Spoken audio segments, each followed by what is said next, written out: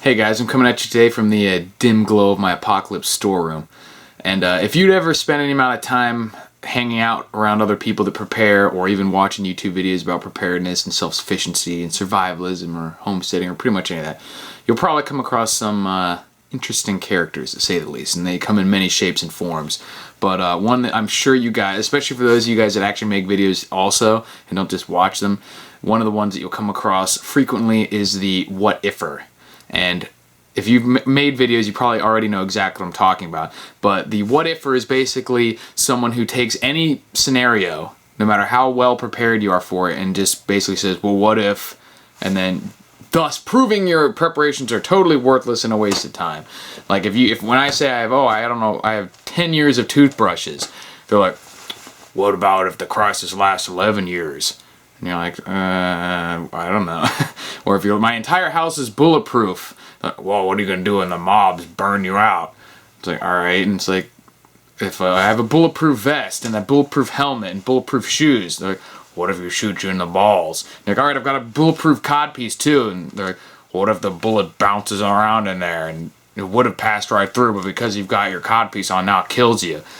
And you're like, what are you talking about? This doesn't make any sense. You can always find a stupid what-if scenario that will just seemingly render your preparations useless. Or I guess it's a way, in a way, some people use it as just an excuse not to prepare. There's such an overwhelming, you can't do anything anyway. Because most of these people, they haven't prepared for these ridiculous scenarios that they're talking about either. So I don't know why they would have expected you to. So just make sure you don't kind of go that way with your thinking, get caught up in that what-if type thinking. Because, I mean, it's difficult because the type of people like us who sort of are have the mindset of preparedness, that's why we have that mindset, is we kind of have a habit of looking at like different possible outcomes. We sort of take the what-if approach in a general sense, but you can't be paralyzed by it like some of these people are. Like, you can't just endlessly what-if every scenario, because it's like I said, it'll paralyze you. It doesn't help you, and in the end it'll actually hurt you, because you'll end up focusing on infinite number of things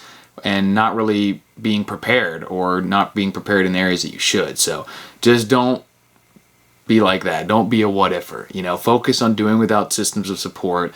Don't focus on every little individual thing. If there's certain things that you have a reason to believe they might happen, yeah, go ahead and prepare for it. But don't just try and, come up with all these ridiculous scenarios, because first of all, most of them are never going to happen. Second of all, you can never prepare for all the scenarios anyway. So, plan for the ones that, or prepare for the ones that are going to be actually possible.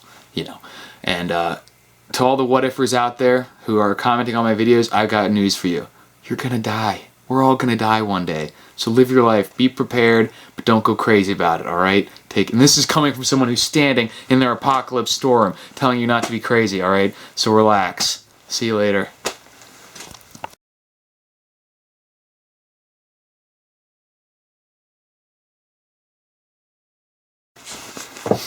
How you doing, guys? I'm coming back to you from the dim glow of my apocalypse storeroom, and what I want to talk to you about today.